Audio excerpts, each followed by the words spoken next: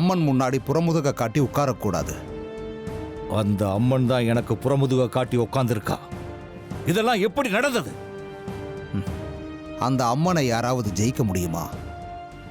சுந்தரி இந்த ஊரை விட்டு போகக்கூடாதுங்கிறதுக்காக அம்மன் தான் இப்படி பண்ணியிருக்கா.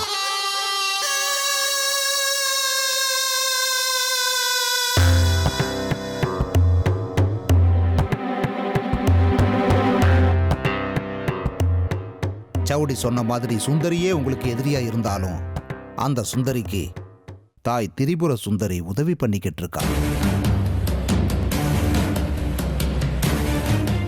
எதிரிக்கு எதிரி நண்பன்னு நீங்க கேள்விப்பட்டதில்ல? இப்ப அந்த அம்மன் உங்களோட எதிரிக்கு துணையா போய் நிக்கிறா.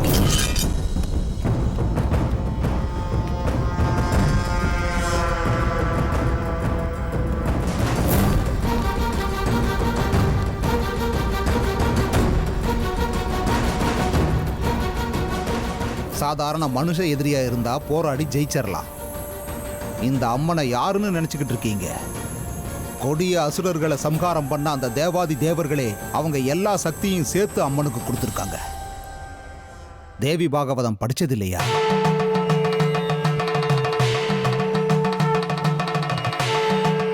முப்பத்து முக்கோடி தேவர்களுடைய சக்தி அம்சம் அந்த தாய்கிட்ட இருக்கு. நீங்க அவளுக்கு சமானமா?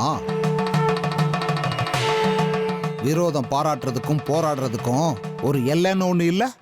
சூரியன் முன்னாடி நீங்க ஒரு பனித்துளி.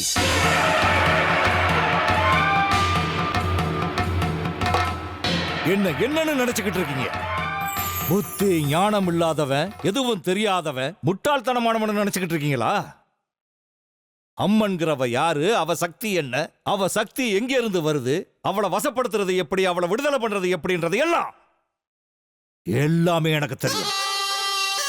அந்த தெய்வங்கள் யாரு? பக்தர்களை தேடுறவங்க, ஸ்தோத்திர பிரியர்கள்.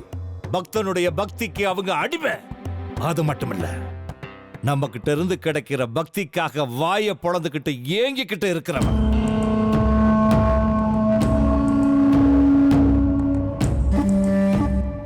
செவன ரிஷியோட கதை தெரியும்ல? யாகத்துல கிடைக்கக்கூடிய நெய்வேத்தியங்களுக்காக அக்னி தேவதைகள் எப்படியெல்லாம் காத்துக்கிட்டு இருப்பாங்க. அனுஷிய கதையை மறந்துட்டீங்களா? மும்மூர்த்திகளையே அவங்க குழந்தைகளா மாத்திக்கிட்டாங்க. அப்பெல்லாம் உங்க அம்மனால ஒண்ணும் பண்ண முடியல.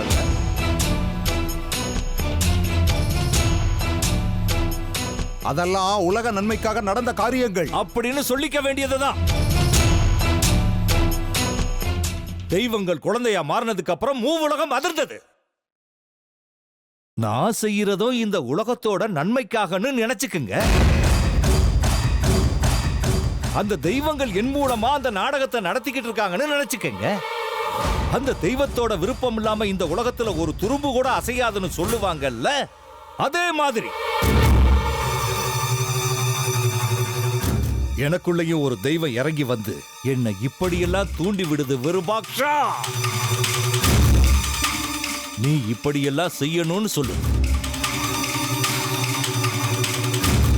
உங்களோட இந்த லட்சியம் இந்த உலக நன்மைக்காக இருந்தா நிச்சயமா அந்த தெய்வம் உதவி செய்யும்.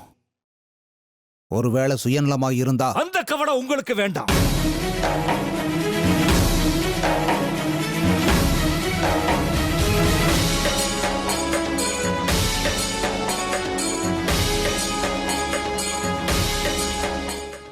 இந்த அம்மனை எனக்கு விரோதமா வந்தாலும் நான் போராடுவேன். யுத்தம் ஆரம்பமாயிடுச்சு. எதிரி என் எதிரில தான் இருக்கா.